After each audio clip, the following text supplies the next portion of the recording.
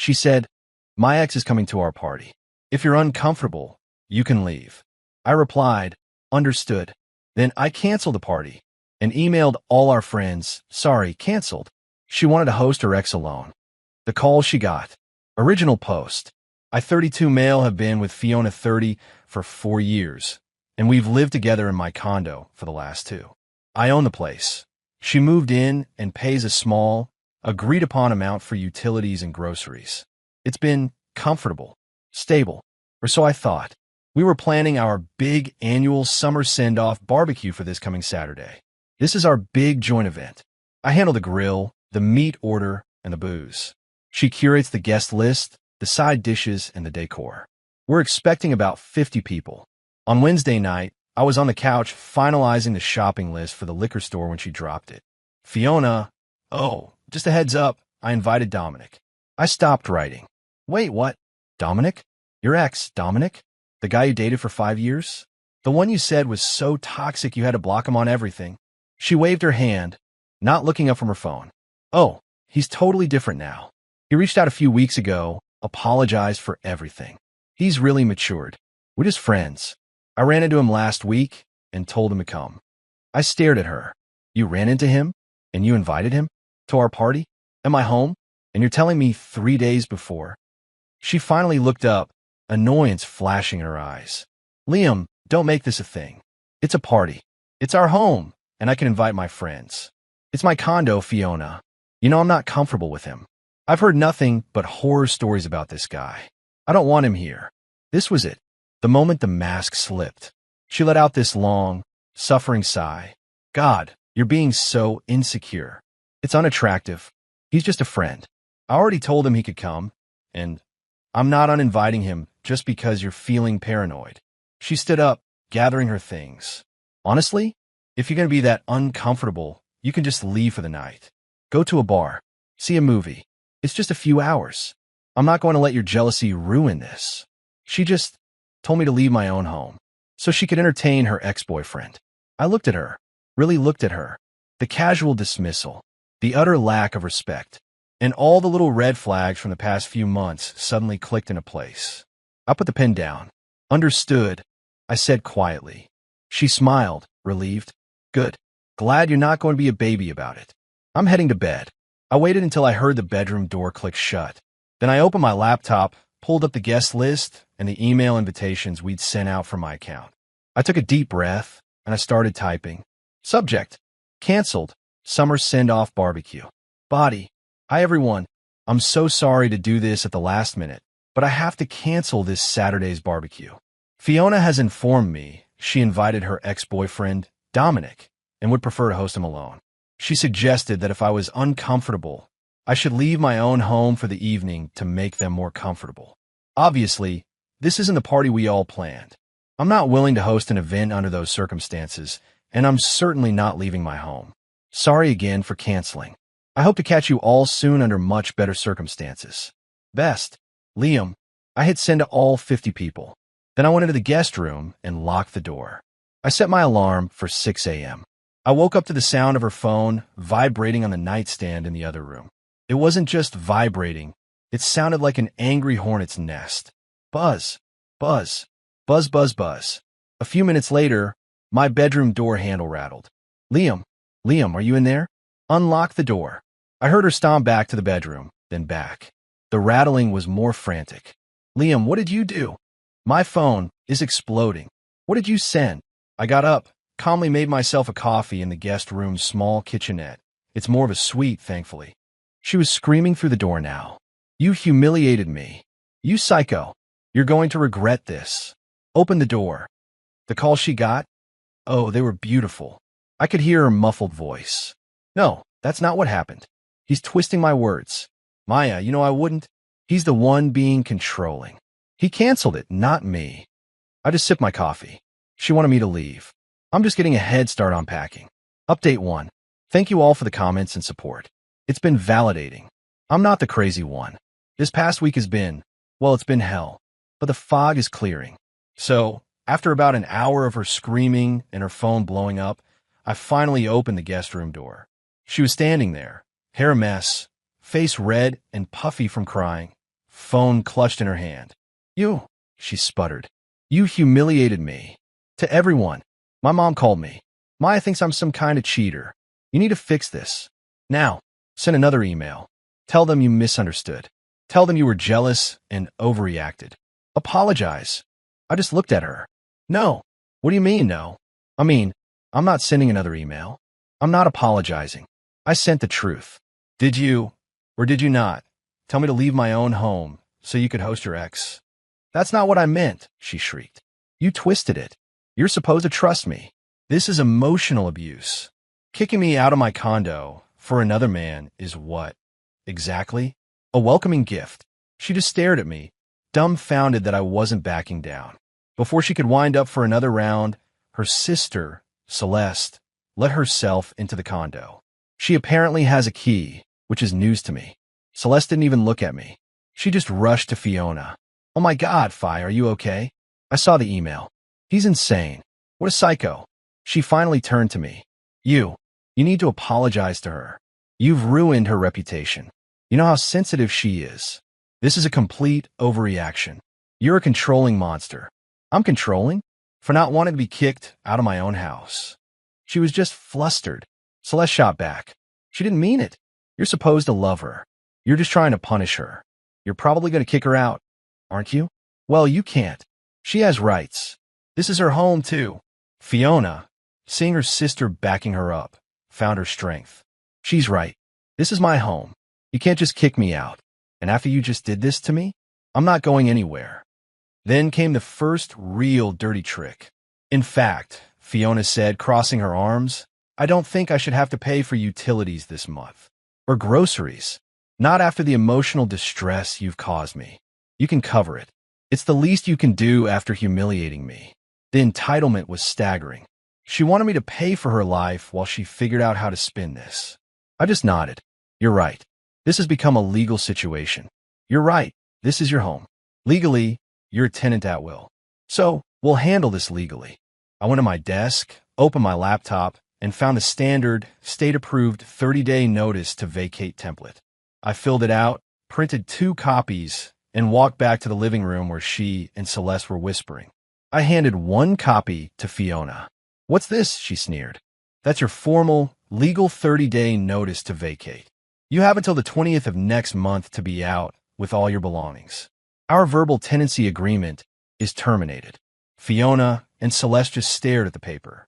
You're evicting me, Fiona whispered, the color draining from her face. I'm terminating your tenancy, as is my right as the homeowner. Over a party? She screamed. No, over you telling me to leave my home for another man. Over you inviting him behind my back. Over you proving, in no uncertain terms, that you have zero respect for me, this relationship, or my home. The party just exposed it all. Celeste started yelling. You'll be hearing from our lawyer. This is retaliation. This is illegal. I look forward to it, I said. Please have him contact me directly. Now, I'd like you to leave, Celeste. You're trespassing. Celeste looked like she was going to swing at me, but I just held my ground. She grabbed Fiona, and they stormed out, slamming the door. I immediately double-bolted it and put the chain on. Then my phone buzzed. An unknown number. Hey man, this is Dominic. Listen, I don't know what your problem is, but you need to back off. Fiona is really upset. You sent some crazy email, and now you're kicking her out? Seriously uncool, dude. You're overreacting. She just said we were all going to hang out. I typed back one response. She told me to leave my home so you two could be alone. Ask her about that. Then lose my number. He didn't reply. I spent the rest of the day in a daze. I started boxing up her things from the living room. Knickknacks, blankets, the weird sculpture she bought. I piled them by the front door. This is going to be the longest 30 days of my life. Update 2. This is not a 30-day war. This is a siege. Living with someone who is actively trying to destroy you from the inside is an education. I have 18 days left until the notice is up. Fiona and Celeste must have realized they couldn't just bully me because they moved on to Dirty Tricks, the sequel. Dirty Trick 1, The Petty War. Fiona is making my life a living hell. It's almost impressive in its childishness. She accidentally used all the hot water every morning before I had to get ready for work. She forgot to buy groceries and then ate the specific food she knows I meal prep for the week. She'll come home at 2 a.m. on a Tuesday, turn on the living room TV to full volume, and fall asleep on the couch. She's trying to make me leave. Dirty trick 2. The legal scare. I was served. Well, served. A guy in a messy suit handed me a letter from a law office I've only ever seen advertised on bus benches. It was a cease and desist, full of typos. It claimed I was engaging in a campaign of harassment by illegally evicting her and libeling her to our mutual friends. It said she was a common-law spouse, which isn't a thing in our state, and was demanding 50% of my condo's equity and $10,000 for emotional distress. It also demanded I immediately cease and desist packing her belongings, as I was tampering with her property. Dirty trick 3. The property grab. This was the boldest. I have a large framed art print in my office. It's a signed, limited edition piece by an artist I've followed for years. It's my favorite thing I own. I came home from work to find a bright pink sticky note on it. The note said, "Mine. Anniversary gift 2021. Do not pack. She is lying." I bought that print in 2017, a full year before I even met her. She's just claiming it. She's banking on the fact that I won't have the proof. I was shaking with anger. But I'm not playing her game. I'm playing mine. My response, the methodical takedown. First, I hire my own lawyer. A good one. A shark. The retainer fee hurt, but peace of mind is priceless. He laughed out loud at the common law letter. He said the libel claim is a joke because truth is an absolute defense, and her own text to me, which I saved, proves her intent. Second, per his advice, I bought 2 small, very visible security cameras and placed them in the living room and the kitchen. Fiona lost her mind. "You're spying on me. That's illegal. I'm calling the cops." "Go ahead," I said, plugging the last one in. "It's my home. I'm documenting my property and my own safety. Given your sister's unannounced entries and your lawyer's false claims, I'm protecting myself. If you don't like being on camera, you're welcome to leave 18 days early." The late-night TV concerts have stopped. Third, I dealt with the art print. I went into my attic, dug through my old file boxes, and found it. The original gallery receipt from 2017. Framed, dated, with my name and credit card info on it. I taped a copy of it to the wall right next to her sticky note. She hasn't said a word about it since. The investigation, the snap moment. Her lawyer's letter got me thinking. If she's this bold, she's hiding more. I didn't have to hack her phone. I didn't have to hire a PI. I just had to look at the bills. I manage our shared toll pass account. It's linked to my credit card. I was logging in to remove her transponder before the next billing cycle. I decided to check the history. For the last 8 months, every Tuesday and Thursday night. Her car, same toll plaza, same exit, 9:15 p.m. Same plaza, same exit, in reverse, 1:30 a.m. Her late-night yoga class with Celeste. I Googled the exit. It's a residential area across the bridge. I Googled Dominic's name. His apartment complex is right off that exit. This wasn't a reconnection. This wasn't her running into him. This has been going on for almost a year. The party, my God. The party was her trying to introduce her 2 lives. She was trying to get me and her friends to like him, to normalize him, so she could eventually trade up or down, as it seems, without looking like the villain. She didn't just tell me to leave for an evening. She was trying to get me to vacate my own life. I waited for her to come home last night. She was back in Ice Queen mode, ignoring me. "How was yoga?" I asked, not looking up from my laptop. She stopped. "What? Yoga? With Celeste.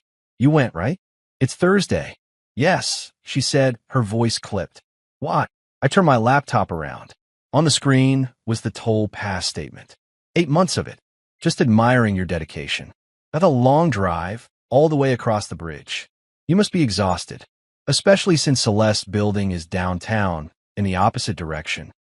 I zoomed in on the map, right next to the list of charges. The pin was on Dominic's apartment complex. But I guess it's a convenient location for yoga. She didn't speak. She didn't cry. She didn't yell. Her face just crumpled. It was the look of someone who had just been checkmated. This whole thing, I said, the party, he's matured, all of it. It was a lie. You're not just entitled, Fiona. You're a cheat, and a terrible one. I closed the laptop. 18 days, I said, or you can leave now. She went into the bedroom and locked the door. My lawyer has already sent a response to hers, complete with the toll records and the 2017 art print receipt. Her lawyer's emotional distress claim seems to have evaporated. Now we wait for move-out day. Final update. It's over. She's gone. The 30-day notice expired yesterday at noon. I came home from work at 1 p.m., and she was still there, sitting on the couch, watching TV, surrounded by her boxes, as if it were just another Tuesday. Fiona, I said, it's 1 p.m. The notice is up. You need to leave. She looked at me, a smirk on her face. No, I don't think I will. My lawyer said this is all kinds of illegal. You're not getting rid of me that easy. We're going to court. You'll have to pay to evict me. She thought she had one last card to play, that I'd be scared of a long, drawn-out eviction process. Okay, I said. I pulled out my phone. I dialed the non-emergency police line. Hello, I'd like to request a civil standby to remove a trespasser. I have a former tenant at will who has failed to vacate after a legal 30-day notice has expired. Fiona's smirk vanished. You're calling the cops? You're trespassing, Fiona. 2 officers showed up about 20 minutes later, a man and a woman. And just as I predicted, the moment they knocked, Fiona burst into tears. Officers, thank God, she cried, rushing to the door. My fiancé is throwing me out. I have nowhere to go. He's been abusive. He's filming me. He's trying to steal my things. The female officer looked at me with pure disgust. Sir, what is going on here? You can't just throw her out on the street. This is the bias I was expecting. They see a crying woman and a calm man, and they assume he's the villain. But I was prepared. I wasn't a Samantha Downing narrator. I was just a guy who was tired of being played. I had a folder ready. Officers, I understand completely, I said calmly. She's not my fiancée. We're not married. She was a tenant at will, paying a small amount for utilities. Here is the deed to my condo, in my name only, purchased in 2017. Here is my driver's license, matching this address. I handed them the papers. Here, I continued, is a copy of the state tenancy at will statute. Here is a copy of the legal 30-day notice to vacate. And here is a notarized affidavit of service, proving she received this notice 30 days ago. Her tenancy officially ended at 12 p.m. today. She is trespassing. The male officer took the folder and started reading. The female officer's expression slowly changed from hostility to professional neutrality. Ma'am, the male officer said to Fiona, this all appears to be in order. This is a civil matter, and your legal tenancy here is over. You have to leave. But my property, she shrieked, pointing at the art print. He's stealing it. That's mine. He can't keep it. Officers, I said, I have a receipt for that print right here. I pulled the 2017 receipt from the folder. I purchased it a year before I met her. She is welcome to sue me for it in small claims court, but she is not removing it from my home. The female officer sighed. Ma'am, we cannot get involved in property disputes. If it's disputed, you can't take it. You'll have to handle that in court. Right now, you need to gather your undisputed belongings and vacate the premises. Fiona's face was a mask of pure, unadulterated venom. The tears were gone. Fine, she spat. Her sister Celeste was waiting outside in a rented van. It took them 4 trips to get all the boxes. The whole time, Celeste was muttering asshole and you'll get yours under her breath. As Fiona walked out for the last time, she stopped in the doorway. You're a monster, Liam. A cold, heartless monster. I hope you're happy, all alone in your empty condo. I will be, I said, and I shut the door. I locked the deadbolt. I locked the chain. And I leaned against the door, my heart hammering. I'm not going to lie. I felt shaky, not with regret, but with adrenaline. It's been a week. I got one last letter from her bus bench lawyer demanding $5,000 for the value of the art print. My lawyer sent back a certified letter with a receipt and a note threatening a countersuit for frivolous litigation and legal fees. We haven't heard back. The gossip? Oh, it's been rich. Maya, Her former best friend, who is now firmly my friend, gave me the rundown. Fiona did move in with Dominic into his tiny one-bedroom apartment that he, wait for it, shares with 2 other roommates. The matured Dominic apparently doesn't have a job. He's a crypto investor who trades all day, meaning he's broke. Fiona, who was used to my condo and my salary subsidizing her life, is apparently miserable. She has to pay for everything, and she's discovering that Dominic's thrill doesn't pay for nice dinners. Celeste isn't speaking to her, furious that Fiona lied to her for months about the affair and dragged her into the middle of this mess, making her look like an idiot too. As for me, I'm not happy. This whole thing was draining, expensive, and deeply sad. It cost me thousands in lawyer fees and 4 years of my life. I had to learn in real time how to be a cold, calculating person just to protect myself. But I'm satisfied. I had a deep cleaning crew come in and scrub the entire condo. I changed the locks again, just in case. The air feels lighter. I took the original party email list and sent one final follow-up last night. Subject: housewarming for real this time. Body: hey all. Apologies again for the unpleasantness last month. The air has been cleared and the trash has officially been taken out. I'm having that barbecue for real 2 weeks from Saturday. My home, my rules. Hope you can make it. Dominic is not invited. The RSVPs have been amazing.